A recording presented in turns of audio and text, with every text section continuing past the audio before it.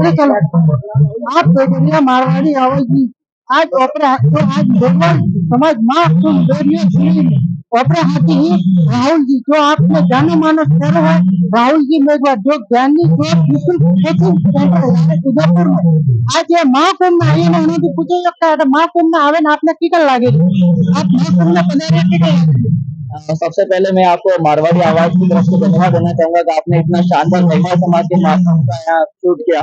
सबसे बड़ी बात, मेघवाल समाज हमेशा से एक संघर्षशील समाज रहा है और समाज में ऐसा नहीं है कि ऐसा लोग नहीं जो बहुत अच्छा काम कर सकते हैं, लेकिन सीरियल की पूरी टीम को धन्यवाद देना चाहूंगा। उन्होंने वाकई में अलग अलग गाँव गाड़ी जाकर मेघवाल समाज के मानव ने बड़े बुजुर्ग युवा साथियों को इकट्ठा किया और कहा हमें जब हमारे अधिकार की बात आती है तो हमें एक छत के नीचे एक कदम पे आना चाहिए।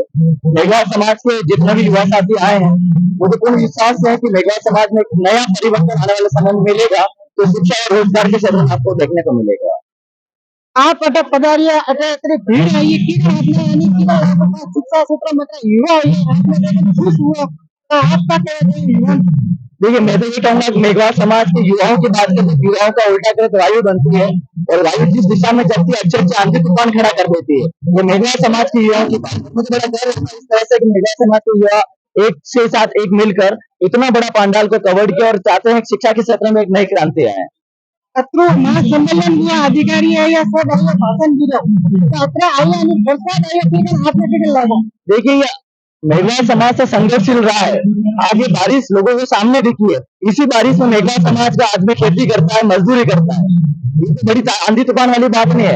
इसी बारिश में बच्चे पढ़कर अधिकारी बने हैं। ये छोटा सा एक ट्रेलर था। आने वाले टाइम में मेघवाल समाज इतनी मेहनत करने वाला है तो समाज में आने वाले टाइम में क्रांतिकारी युवाओं को आने वाले टाइम में शिक्षा के क्षेत्र में आगे बढ़ाएगा। तो अपना हाथी राहुल जी जो युवा है बड़ा शिक्षा क्षेत्र में आगे बढ़ाना चाहे वो अपने को ज्ञान होती है जो कोचिंग सेंटर के उदयपुर में आप पता आगे कोचिंग सेंटर में भरे ना आप आगे बढ़े समाज में नाम आगे बढ़ो। बहुत बहुत धन्यवाद आपको। जिला में मेघवाल महाकुंभ साधु आया अधिकारी आया नेता आया बात की हाथी पैसा भी थोड़ा बात कर रही हो तो जो सम्मेलन हुए महाकुंभ बहुत स्वागत है आपका सम्मेलन जो हुआ जो सम्मेलन है वो सामाजिक एकता का एक प्रतीक है। इस तरीके के ये आयोजन होते हैं तो समाज एक दूसरे से जुड़ता है, समाज आगे बढ़ता है और समाज की जो समस्या है, समाज की जो कमजोरियां है उसके ऊपर जब ऐसा मतलब होता है तो समाज को एक नई दिशा मिलती है। और मैं इस सम्मेलन को समाज की नई दिशा के रूप में देखता हूँ। तो आने वाले समय में समाज की दिशा तय करेगा, समाज कैसा होना चाहिए, समाज के नैतिक मूल्य क्या होने चाहिए, समाज की सामाजिक एकता क्या होनी चाहिए, समाज की राजनीति में भूमिका क्या होनी चाहिए, समाज की देश की एकता और अखंडता में क्या भूमिका होनी चाहिए, उस बात का यहाँ विचार विमर्श हुआ है। और जो समाज ने आज एकता का परिचय दिया है वास्तविक रूप से वो न केवल मेघवाल समाज के लिए बल्कि जो अन्य समाज है जो लोकतांत्रिक प्रक्रिया में विश्वास करते हैं, देश के लोकतंत्र में विश्वास करते हैं, देश के संविधान के अंदर विश्वास करते हैं, भाईचारे में विश्वास करते हैं, एकता और अखंडता में विश्वास करते हैं, उन सबके लिए ये सम्मेलन बहुत ही कारगर साबित हुआ है। मैं इन सभी आयोजकों को इस बात की बधाई देना चाहता हूँ। युवाओं के लिए सबसे बड़ा संदेश ये है कि शिक्षित बनना होगा, पढ़ना होगा, समाज के लिए आगे आना होगा, लेकिन केवल किताबी शिक्षा से काम नहीं चलने वाला है। शिक्षा है वो हमारे जो महापुरुषों की शिक्षा है वो समाज को आगे बढ़ा सकती है, जो लोकतांत्रिक मूल्यों को मजबूत कर सकती है, देश की लोकतांत्रिक व्यवस्था को मजबूत कर सकती है, देश की जो वंचित वर्ग है उसके अधिकारों को सुरक्षित कर सकती है। ऐसी शिक्षा की हमें जरूरत है और उस शिक्षा को आगे बढ़ना पड़ेगा।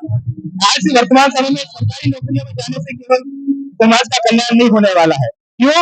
क्योंकि देश की जनसंख्या के अंदर 17% हिस्सा है वो अनुसूचित जाति जनसंख्या का है, लेकिन जो सर्विस सेक्टर है देश का वो केवल 2% है। तो 2% के अंदर 17% लोगों को खपाया नहीं जा सकता। इसके लिए जो ये अनुसूचित समाज है उस अनुसूचित समाज को दूसरे तरीके के जो रोजगार है उस रोजगार की तरफ देखना पड़ेगा, और वो केवल इस बात से नहीं हो सकता कि हम यहाँ बैठ करके बात कर ले और बात निकाल ले, उससे नहीं होने वाला है। तो सरकारी सेक्टर को छोड़ करके हमें जो हमारे प्राइवेट सेक्टर है उसकी तरफ इस युवाओं को ध्यान देना होगा, अपनी काबिलियत को पहचानना होगा और अपनी काबिलियत के अनुसार अपना रोजगार है वो स्वयं तय करना होगा। तब जाकर के ये समाज है वो आगे बढ़ सकता है। केवल सरकारी नौकरियों से समाज का विकास नहीं होने वाला है। મહાસંમેલન હું યુવા है डोकरा है बौरत है अनार है एक नशा માટે का कहना चाहिए क्योंकि जो समाज एक नशा प्रति जागरूक बन है पर नशो छोड़वानी સાથે એક નશો ચાલુ કરે છે દારૂ ને ગુટખા ને કોઈ ના કોઈ ઘણા સારું કા कहना चाहिए। मैं एक बौद्ध भिक्षु हूँ और मेरे बाबा साहब ने तथागत बुद्ध को गुरु मानते हुए अंतिम समय में बौद्ध धर्म की दीक्षा ली, बौद्ध धर्म को अपनाया। और बौद्ध धर्म को बाबा साहब ने केवल इसलिए नहीं अपनाया था कि हमारे साथ में छुआछूत जातिवाद भेदभाव होता, इसलिए नहीं। ये एक कारण हो सकता है कि हमारे साथ में भेदभाव और अत्याचार होते, वो एक कारण हो सकता है। लेकिन दूसरा कारण जो बाबा साहब का था वो इस समाज को चरित्रवान बनाना था।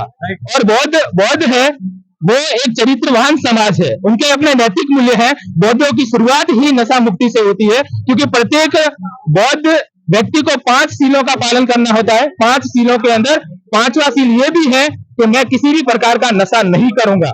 और जो अपने आप को बौद्ध मानता है और यदि वो किसी प्रकार का नशा करता है उसका मतलब वो बौद्धों की शुरुआत में भी नहीं है। तो जो बाबा साहब के अनुयायी है और बाबा साहब ने अंतिम समय में जो बौद्ध बनने के लिए कहा है उनका एक उद्देश्य इस साथ में ये भी था कि जो ये अनुसूचित समाज है, जो दबा कुचला पिछड़ा समाज है, वो किसी भी प्रकार के नशे से मुक्त रहे। बहुत बहुत धन्यवाद।